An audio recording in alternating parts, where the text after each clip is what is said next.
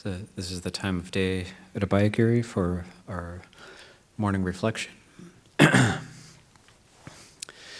we're rolling this into the Ānāpānassati day of reflecting on Mettā along with Ānāpānassati.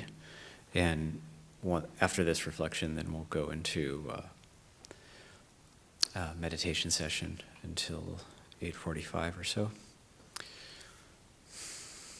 So I thought I would start with a couple of readings, just briefly about one about Mettā and one about Saka. So this is next to me, this is an image of Saka, in Thai known as Pra'in Devarat. So Saka is a character in the suttas who's also known as Indra, and it's the king of the Tava Tingsa heaven, the heaven of the 33. And so the reason Saka is here with me is, one is Saka is, according to the Digha Nikaya Sutta 21, Saka has attained stream entry upon having like a Q&A discourse with the Buddha at one point. So Saka counts as Savaka Sangha. So Savaka Sangha, when we pay homage to Sangha, it's not just paying homage to the people in robes, but it's paying homage to those who have practiced well. So the four pairs, the 8 types of noble beings. So that's the path and fruit of the 4 different types of attainment: stream entry, once returner, non-returner, arahant. And so this is an image of a deva that counts as Savaka Sangha, and so worthy of paying homage to, and also worthy of reflecting on what were the causes that caused the being Saka to actually take rebirth in that form. And I'll start by reading the Gurja Nikaya,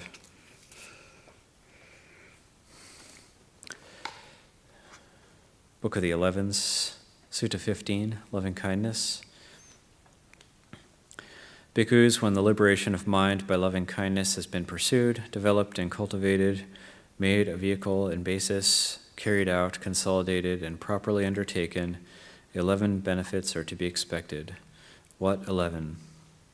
1 sleeps well, 1 awakens happily, 1 does not have bad dreams, 1 is pleasing to human beings, 1 is pleasing to spirits, deities protect 1, fire, poison, and weapons do not injure 1, one's mind quickly becomes concentrated, 1's facial complexion is serene, 1 dies unconfused, and if 1 does not penetrate further, 1 fares on to the Brahma world.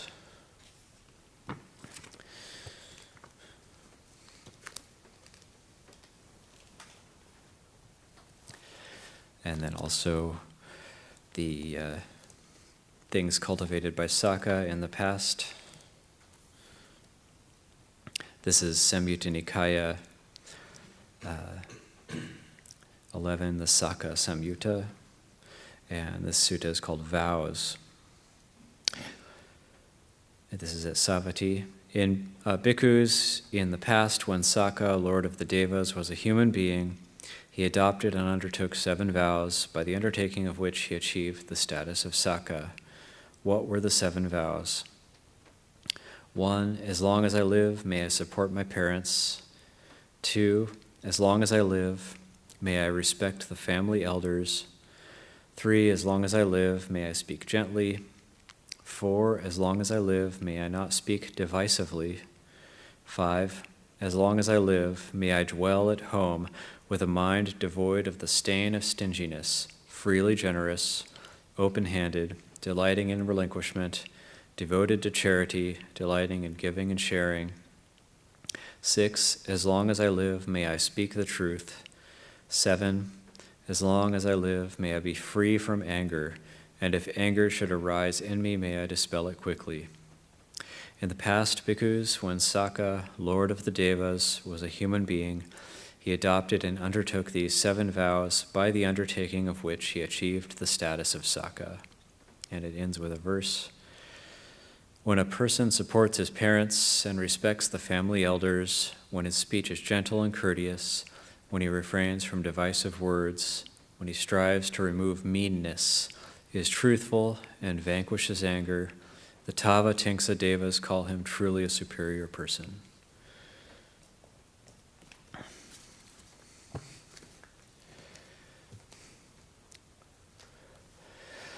So one thing that's worth thinking about in terms of a morning reflection for today is that sometimes we might feel like these vows that were made by great beings of the past, that if we give rise to anger in our own minds, that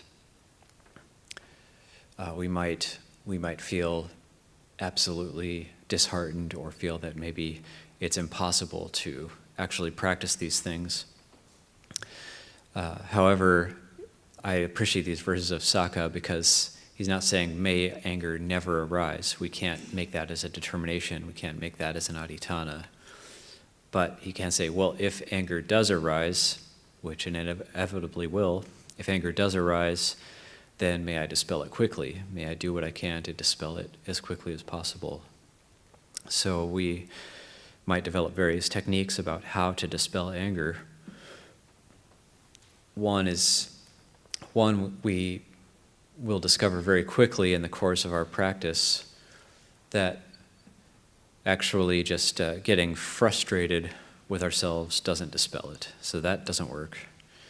So knowing it, acknowledging it, that's the beginning of it, of dispelling it. And then also seeing the drawback of it. We really do need to see the drawback of the anger in order to be able to dispel it.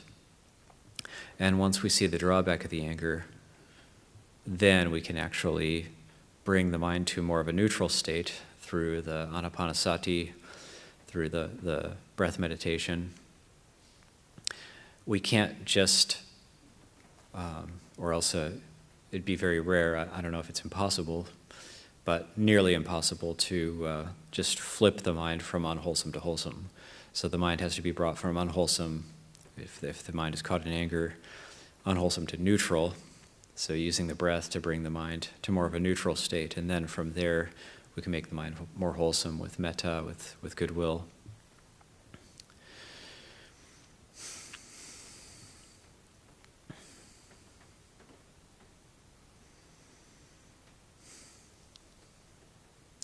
And so as we meditate on goodwill, and then also it's going to be very difficult to meditate, do a metta meditation, spreading metta out if we're not truly able to have metta for ourselves. So what that means is actually genuinely wishing ourselves well. And that's also difficult to do. So how do we genuinely wish ourselves well? This is going to lead to a sense of connection or a lack of alienation with ourselves. If we want to have a sense of connection, a lot of times, most of the time, we'll be seeking that outside, either from other people or situations, some sense of connection, some sense of fulfillment. But if we want to develop that connection within ourselves, then the goodwill, the genuine wishing ourselves well is going to be necessary. So once we've brought the mind into a neutral state with the Ānāpānassati, then we can just try it. We can try to actually, we might use the phrase, may I abide in well-being. So like in the chanting, may I abide in well-being and freedom from affliction and freedom from hostility and so on. Normally when we first do this, we'll find we are doing the chant or the reflection in a rote way. We might even repeat it over and over again. May I be well, may I be happy. But because it's done in a rote way and it hasn't gone in yet, it's necessary to really mean it. Can we really wish ourselves well? And if we're not able to, then can we find what's blocking us from that genuine well-wishing for ourselves. So if we say to ourselves in our minds during the course of the meditation, may I abide in well-being, and we don't feel anything, we don't feel any sense of connection or fullness from that, then trying to investigate in what way am I not able to wish myself well, and looking into it, what's blocking us, what's the obstruction. If we're not able to genuinely, truly wish ourselves well and mean it, then what's blocking us from that? We might think, well, I'm not worthy of this sort of metta. It's better if I can have metta for others, but this being here maybe has done this or that bad action and is not worthy of it somehow, or maybe we're just down on ourselves for some reason or another. So instead of wishing ourselves well, we're wishing ourselves harm, actually, even though we might not realize we're doing that.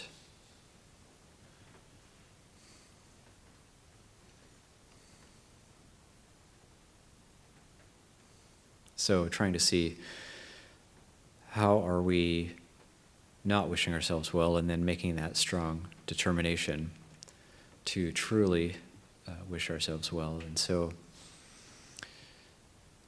again, it's bringing the mind to a neutral state through the Ānāpānassati, sitting comfortably, making the breath and the body comfortable, breathing in, breathing out, the cool air coming in to the nostrils, warm air coming out, and having a sense of relaxed alertness.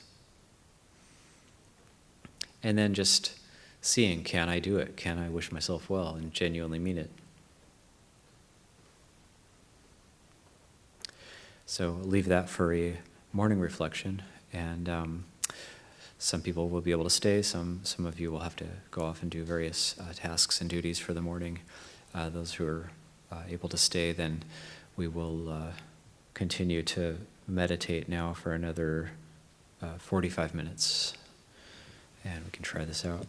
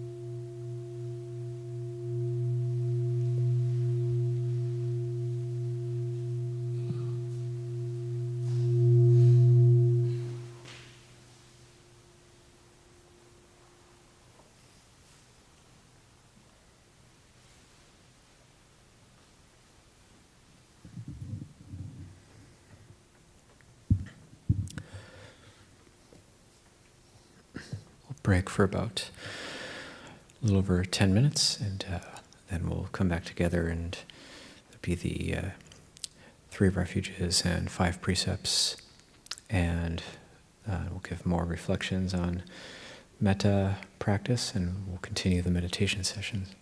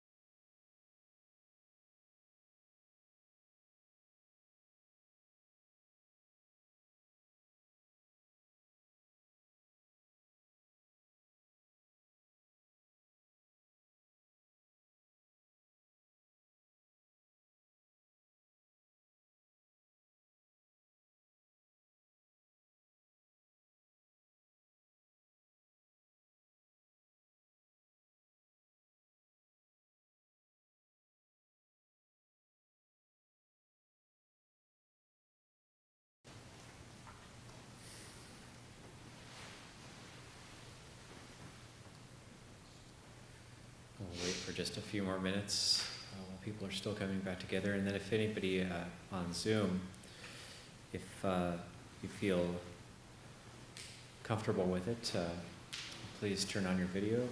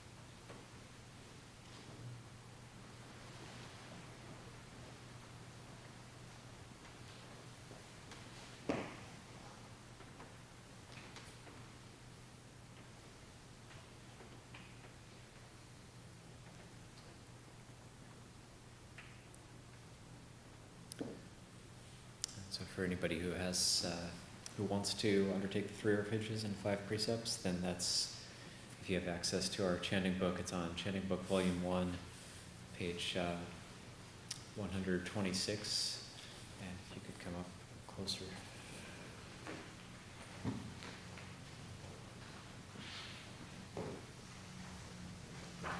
Okay, that's good.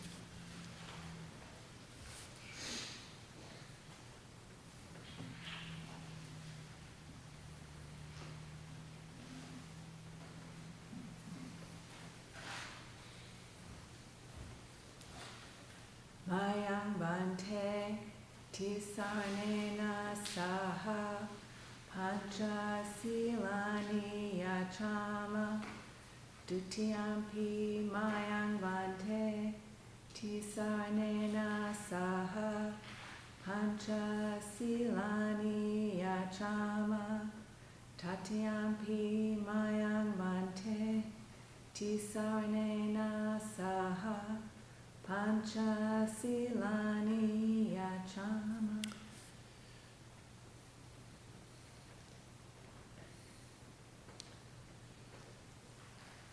And so if anybody who on the Zoom room who feels comfortable, and if you'd like to turn on your video, and then I can see who's taking the precepts.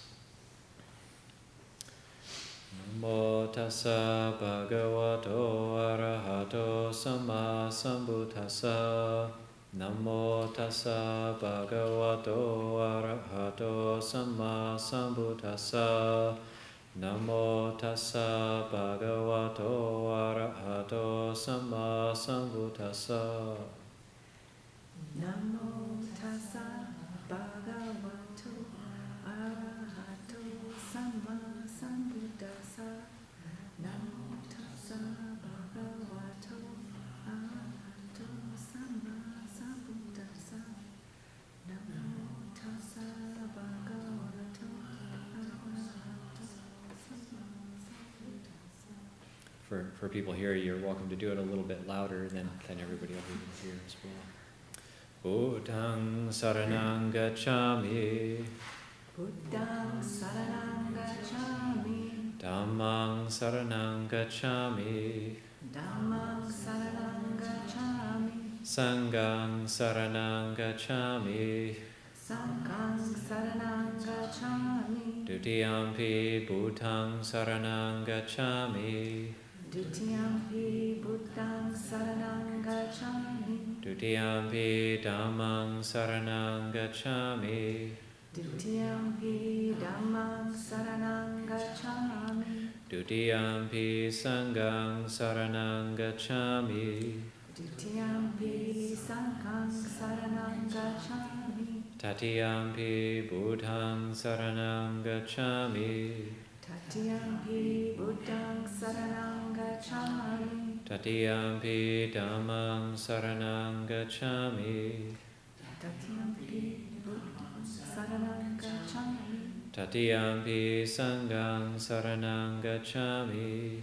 Tatiyampi Sanghang Saranang Gacchami. Ti Saranakamana Nititam. Amma Bhante. Panatipata Veramani Sikapadang Samadhiyami. Panatipata Veramani Sikapadang Samadhiyami. I undertake the precept to refrain from taking the life of any living creature. I undertake the precept of taking the life of any living creature. Adina Dana Veramani Sikapadang Samadhiyami. Adina Dana Veramani Sikapadang Samadhiyami. I undertake the precept to refrain from taking that which is not given. I undertake the precept to refrain from taking that which is not given. Kame Sumichachara Veramani Sikapadang Samadhiyami. Kame Sumichachara Veramani Sikapadang Samadhiyami. I undertake the precept to refrain from sexual misconduct. I undertake the precept to refrain from sexual misconduct. Musawada Veramani Sikapadang Samadhiyami. Musawada Veramani Sikapadang Samadhiyami. I undertake the precept to refrain. I undertake the precept to refrain from lying. I undertake the precept to refrain from lying. Sura Miraya Macha Pamadatana Veramani Sikapadang Samadhiyami. Sura Meraya Maja Pamadatana Veramani Sikapadang Samadhiyami. I undertake the precept to refrain from consuming intoxicating drink and drugs which lead to carelessness. I undertake the precept to refrain from consuming intoxicating drink and drugs which lead to carelessness. Imani panchasika padani silena sugating yanti silena boga sampada silena niputing yanti tasama silang visota ye. Sadhu, sadhu, sadhu.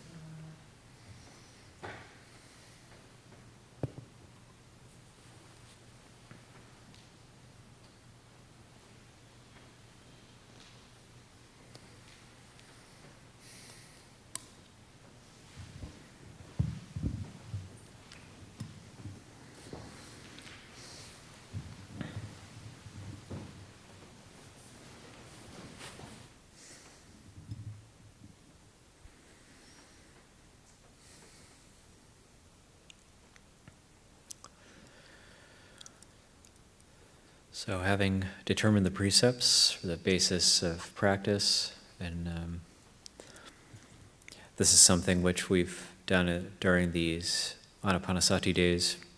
So in the past we had Upasika days roughly every couple of months, and then it's in these days it's sort of morphed into these Ānāpānassati practice days, practice and study days. And so just like during the morning reflection, these determinations of Saka, the last two, to always be truthful and then to quickly dispel anger when it arises, those are really contained within the precepts, those types of determinations. And I thought just for the teaching this morning, do a couple more readings, and then we'll really focus more on the meditation practice, on doing the practice itself, rather than giving a lot of long teachings. So I'll do a couple more readings, short suttas from the Saka Samyutta in the Samyutta Nikaya 11, and then follow up with a reading. It's the first chapter of Contemplative's Craft by some transcribed talks from Longpa Viradamo around 2008. So these teachings of Saka,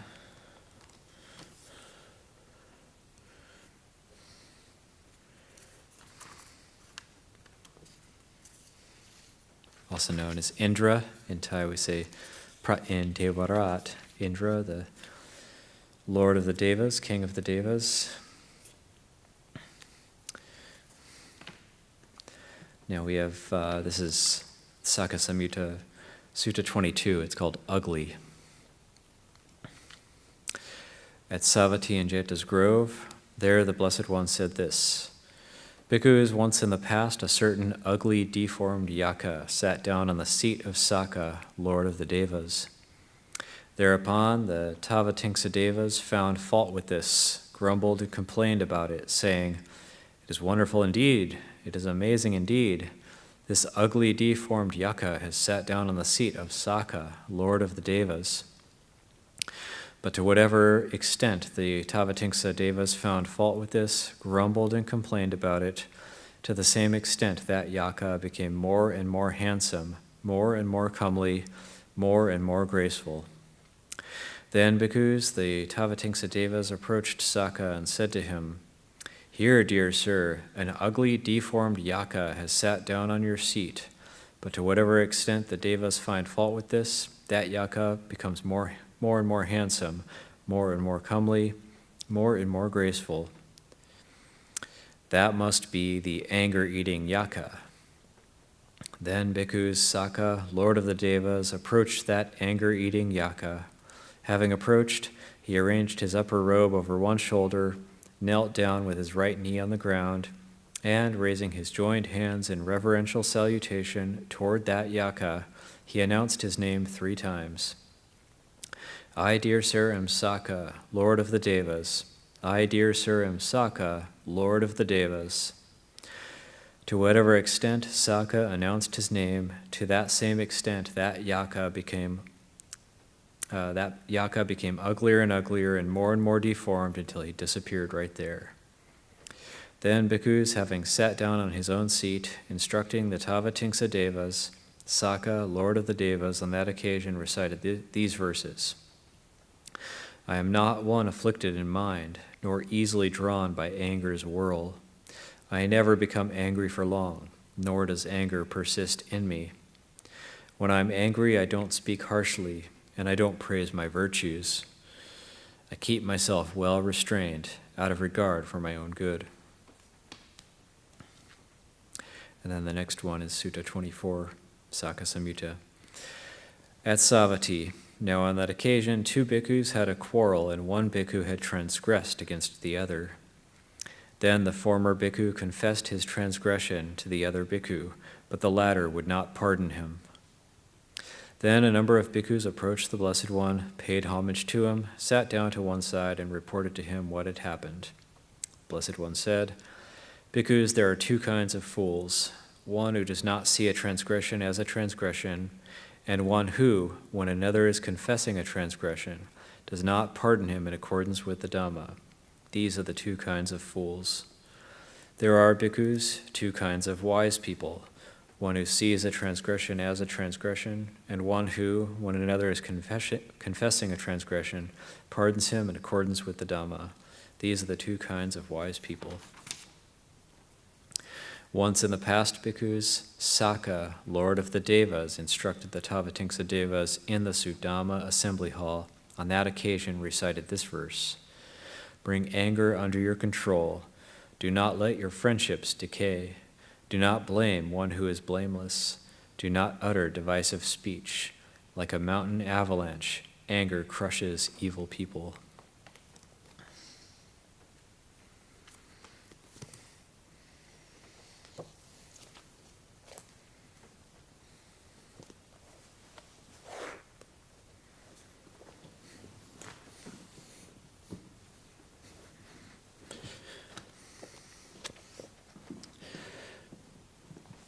And I'll read from this book, Contemplative's Craft, Internalizing the Teachings of the Buddha. And this can set the mood for the next meditation session.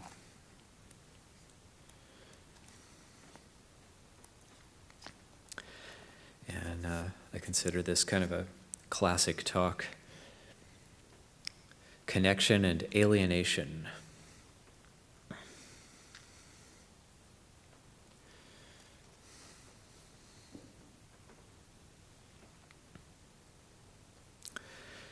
An essay by a friend entitled "The Face of Wonder" had me contemplating wonder and its significance in life.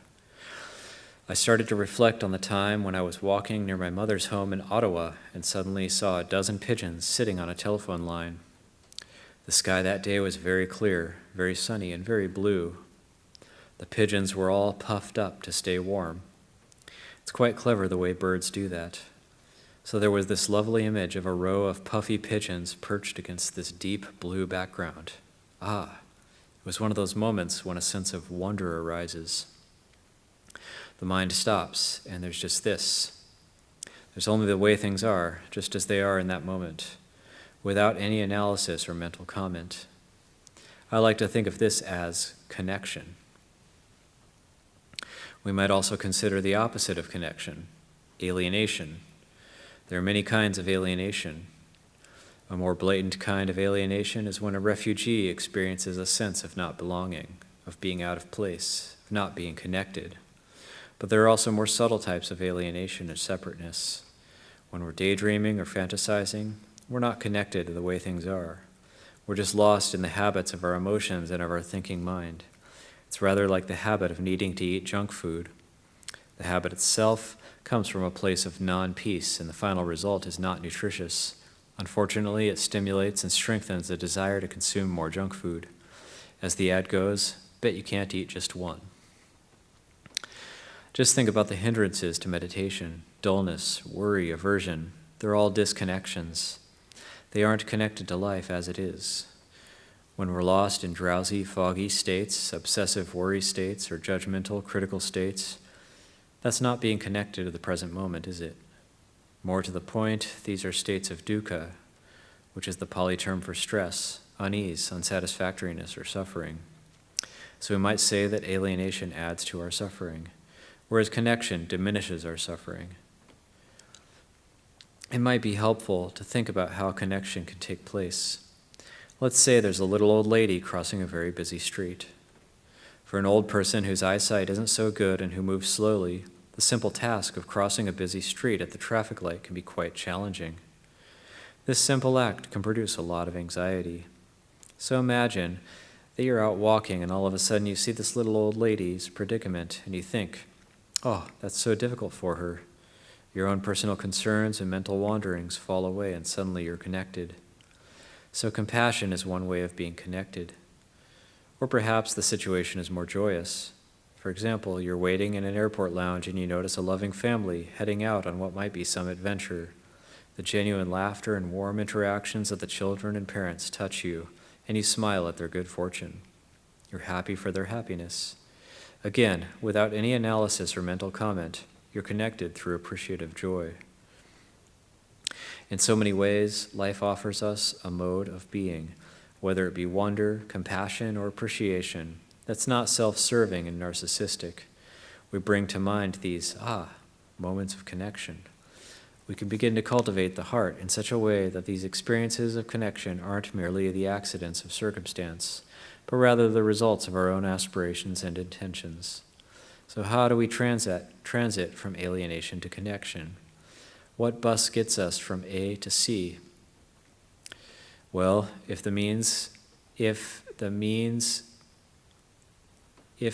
condition the ends, then we have to start with connection. Therefore, our first task is connecting to the way things are.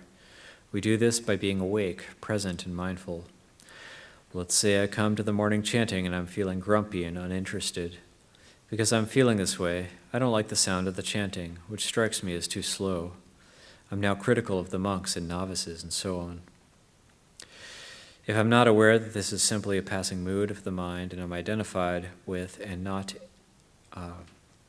I am identified with it, not any ultimate reality, I fall victim to the mood and suffer. This is alienation. If, on the other hand, I think that I shouldn't be this way and I start feeling guilty, I also suffer. This too is alienation. But if I simply allow myself the time to be aware that this is just a mood and it will change, I'm once again connected to life. Consequently, the first step on the path from alienation to connection is becoming aware of how a mood begins, is maintained, and ceases according to causes and conditions. Awareness is thus the initial step on the path to connection. However, things don't stop there. Let's imagine that I'm feeling quite annoyed at someone. For me to be truly connected to life as it is, there would have to be an awareness as well as a profound acceptance of that upwelling of anger. To accept something profoundly, you have to feel it in a pre-verbal way. You can't simply have a kind of commentary up in the brain saying, I know I'm feeling a bit off. Instead, you have to experience the mood in a wholehearted way, noting how it feels in the body. That's connection. When you stay connected throughout the life of that mood, for a minute, for an hour, a day, the sense of alienation can't get a footing because the seemingly endless inner dramas aren't being fueled. This is staying connected to the Dhamma of change. Being connected to the Dhamma of change means you're aware of the objects that enter consciousness from the time they arise until the time they cease. This kind of sustained connection is the bus from A to C. As you practice being aware of objects, such as moods, from the time they arise until the time they pass away, you develop insight. You begin to realize that it's not pleasant to attach to objects that are constantly changing, so you stop holding on to them. When you stop attaching to these objects, they lose their capacity to overwhelm you. For instance, you might be very inspired by something, such as a heroic story of adversity, a profound and moving insight, or a generous gesture from a stranger.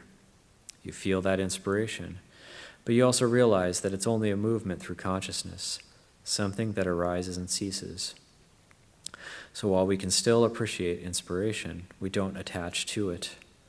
We don't let it become something that drags us into disappointment as the emotional charge of that initially pleasant feeling inevitably peters out.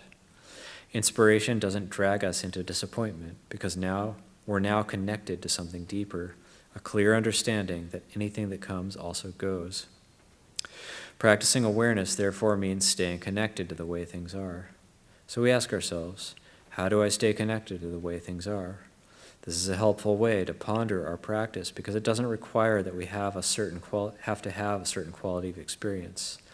In other words, staying connected to the way things are doesn't mean that we always need to be happy or compassionate or like everything that's going on.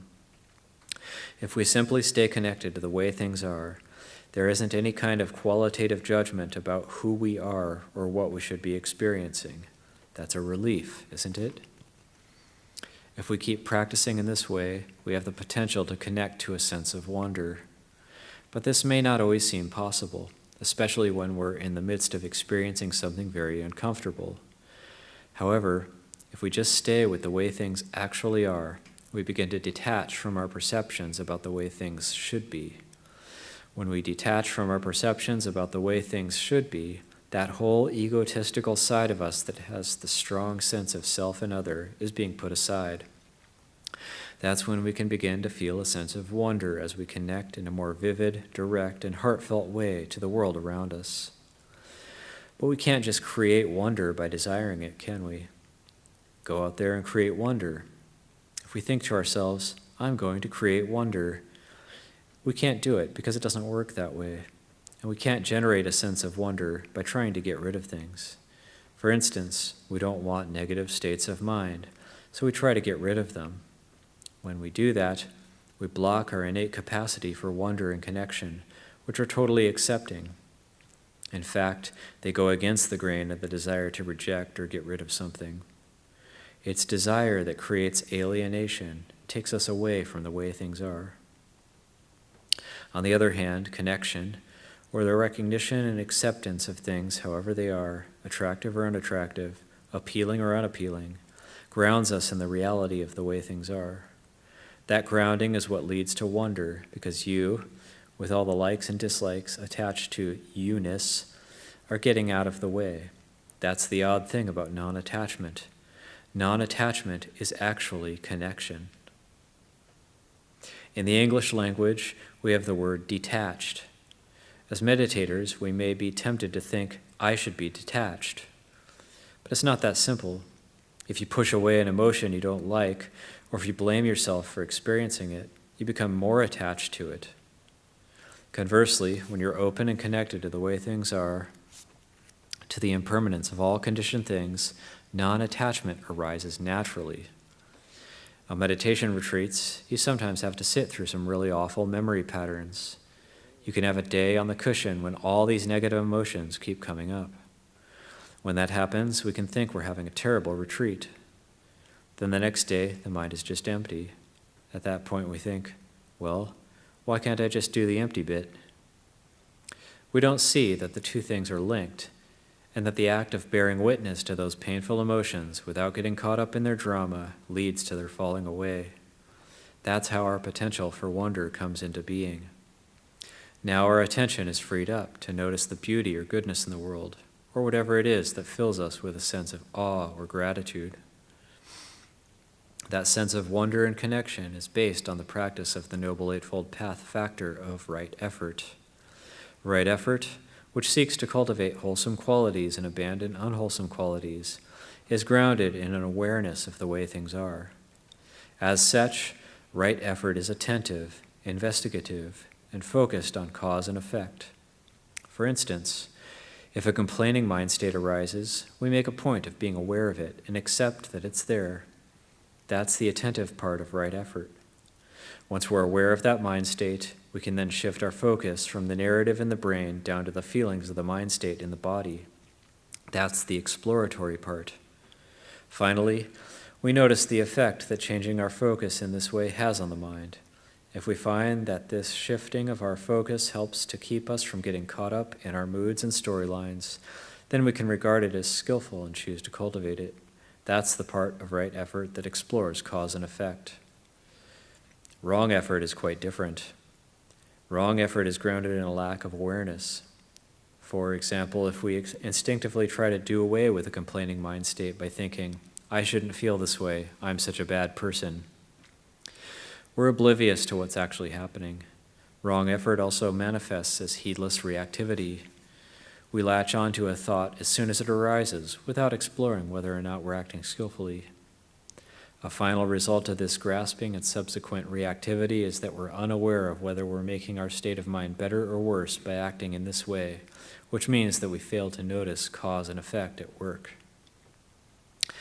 Noticing and accepting negative states of mind is something we can learn to do.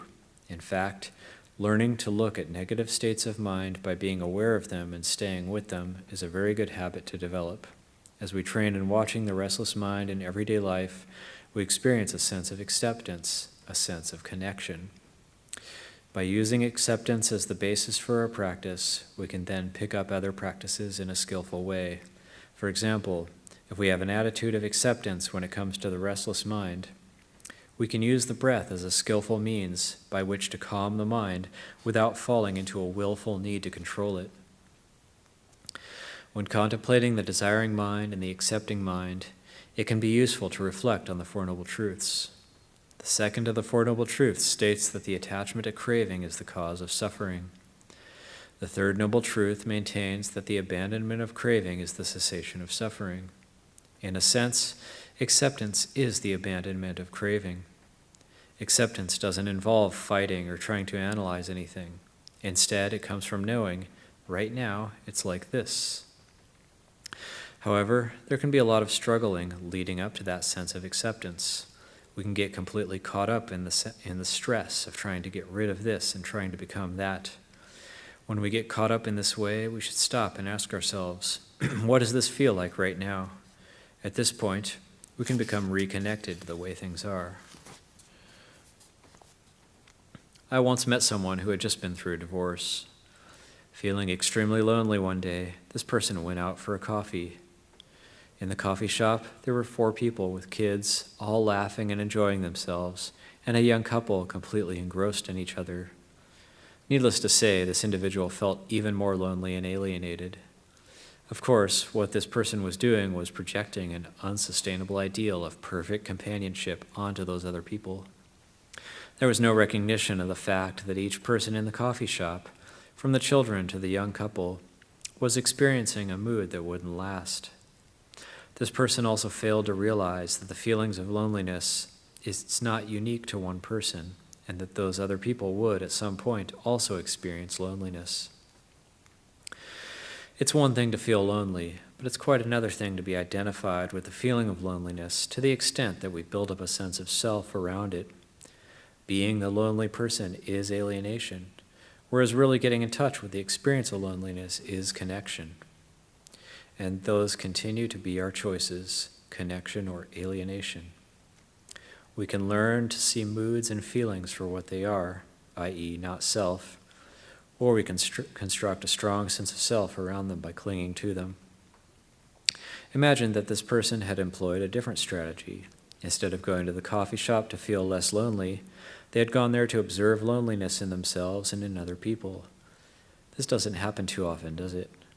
Feelings like loneliness can make us look for distractions, or they can make us project all our needs and aspirations for overcoming our loneliness onto other people in an unrealistic way. When we're enmeshed in our experience of loneliness, we tend to see wonderful qualities in other people that just aren't there, or at least they're not there all the time. And when we project onto other people in this way, we can become disappointed in them. We can think that they aren't what they're supposed to be, even though they never promised us they'd be a certain way. This behavior is pretty common when we're seeing others from the perspective of alienation. Our perceptions about them aren't coming from our being in touch with how they really are. I've been describing how a sense of wonder and connection stems from our ability to be aware and accepting. But if we think that we're practicing these things in order to feel wonder and connection all the time, then that would just be another desire mode we're getting caught up in. As humans, we have the profound possibility of touching a deeply silent and compassionate way of being, quite naturally. So when we sit in meditation for an hour, we're engaged in a very deliberate exercise in connection. As Ajahn Chah would say, if your meditation makes you peaceful, accept it. If your meditation doesn't make you peaceful, accept it. It's not the quality of the experience that counts, but rather our being connected to the experience. This acceptance I'm referring to is not simply an intellectual action. Staying connected is an attitude you bring to life. This is a sentence I'm going to read again at the end of the reading. I'll read it a second time here. It's not the quality of the experience that counts, but rather our being connected to the experience. Of course, it can be challenging trying to remain receptive to a difficult experience. Much of my early monastic life involved sitting around waiting for the meal to start, waiting for the food to come out, waiting for Ajahn Chah to come out, waiting for Ajahn Chah to stop talking, waiting for the food to be passed out, waiting for the chanting to end, and worst of all, waiting for the monk in front of me to start eating. That was torture. I was a rather greedy little novice, stationed at the end of a line of 50 people. When we sat down to eat, there were 2 rows of monks with Ajahn Chah in the center. The etiquette stated that you wouldn't start eating until the person senior to you had started. Being the last of 50 monks isn't so good. The greedy mind was focused on the food. Then, inevitably, you would have an ascetic young monk sitting just senior to you who was going to contemplate his food a little longer before taking a bite. I could have strangled him, but I just had to wait. Meanwhile, the mind is saying, "This is a waste of time, let's get on with it." Just sitting and waiting was excruciating, and yet it was a very good training because you had to surrender to the situation. There was nothing negative happening, and certainly there wasn't a problem if you didn't make it a problem. Yet the mind would make it a problem by becoming critical and judgmental. What to do? When the mind becomes critical and judgmental, we just stay with that experience and wait. That capacity to simply wait goes against the impulses of the controlling mind, the desiring mind, the repressive mind, the judgmental mind, the impatient mind. It goes against the mind that wants to fix the situation or get rid of it. Oftentimes, this mind doesn't give us a chance to allow an experience to come to us that we can learn from it. This is especially true if what's coming up seems to be ugly, negative, unpleasant, or difficult. So we make the effort to develop the patience and determination to just be with these difficult states of mind. There doesn't seem to be much of a payoff when you're enduring a challenging state of mind, but it's actually building a foundation for peace. It's laying the foundation for a calm, connected mind. In this way, we learn to endure impatience, and that's transformative. We recognize the impatience, we watch it, and eventually it falls away. We do the same with restlessness and all of the other hindrances. We sense these things when they're coming up, but we're just with them rather than willfully repressing them. We breathe with them and accept them. We accept them again and again. So do contemplate connection and alienation. Contemplate how they work in the mind. Contemplate the meaning of letting go into a sense of wonder. Contemplate the sense of stillness and emptiness that results from that. Exploring these important ideas will help us in our quest to know peace. So that's the end of that reading, and just to drop something into the meditation for contemplation. And also we can sit and walk as we see fit until 10:45. If some of us want to sit longer, we can do that. If some people want to go do walking meditation in the rain, or find a sheltered spot out of the rain and do walking meditation, be welcome to do that as well. And so for our contemplation, just repeating this sentence a third time, because I think it's so important and it points to the true Dhamma, the way of practice. It's not the quality of the experience that counts, but rather our being connected to the experience.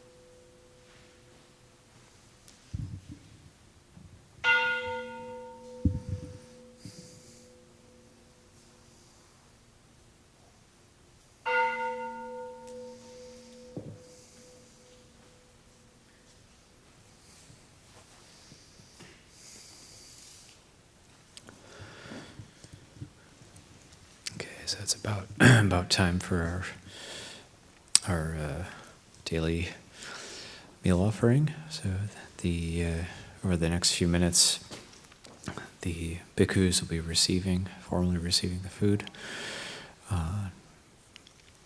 and then after that, we'll give the meal blessing. With the meal blessing, that'll end the morning session.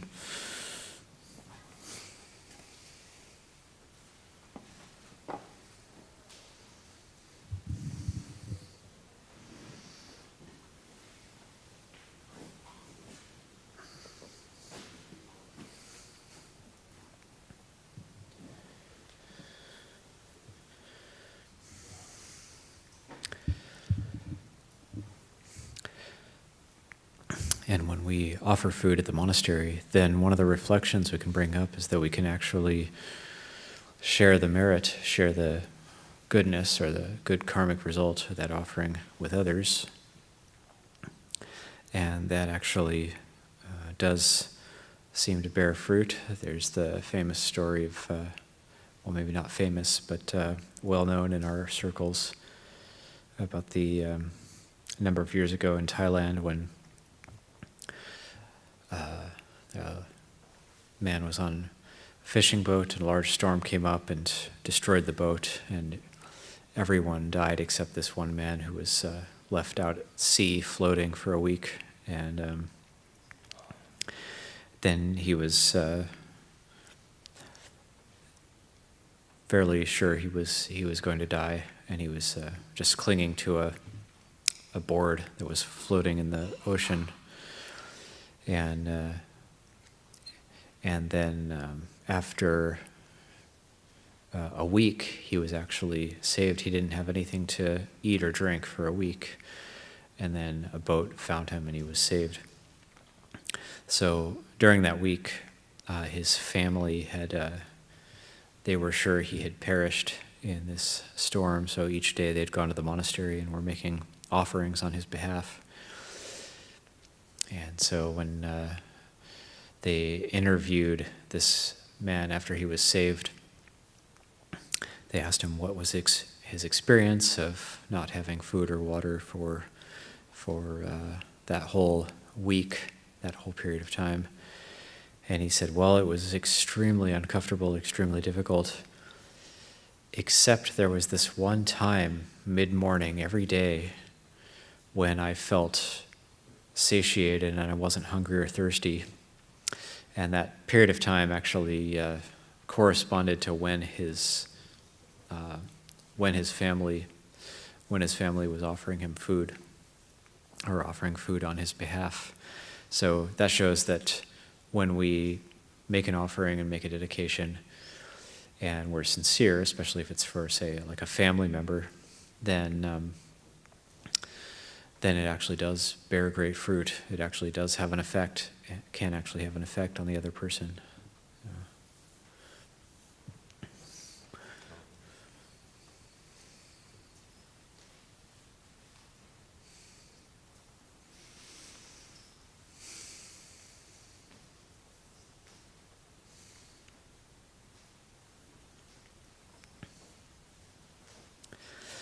In the afternoon period, our previous Ānāpānassati days, we've had things like shorter meditations, breakout groups, but actually for today, just to announce that this afternoon practice period from 1 p.m. to 4 p.m., it will begin with a talk and some Dhamma reflections, Dhamma reflections.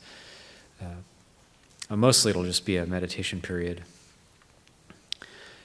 and to encourage people to experiment with sitting for longer periods of time, or doing a longer extended period of meditation.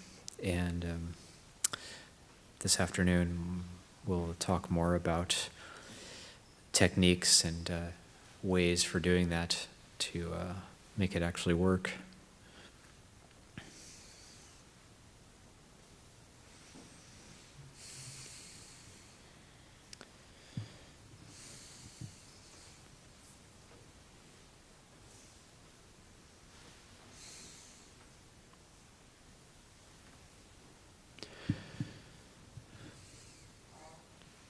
so once the food is received and the sanghas come together, then we'll do the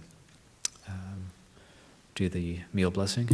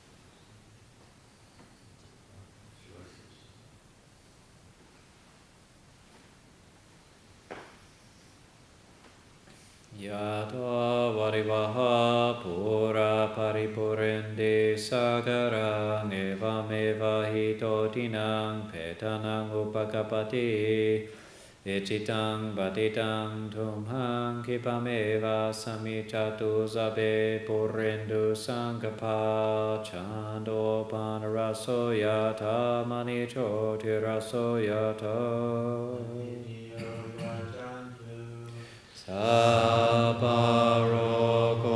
vinasatu mate pavatwandarayo sukhitika yuko pava abhivadana sili sanichang uttapachayido chataro dhamma vadanti ayuvano sukham palang ayoto palato tiro vanato patipanado sukha sadata medavi sukham soadikachati ayung dattva palang vanang sukham cha patipanado Tika yoya sawa hoti yataya tu baba jati ti bhavatu sabamangala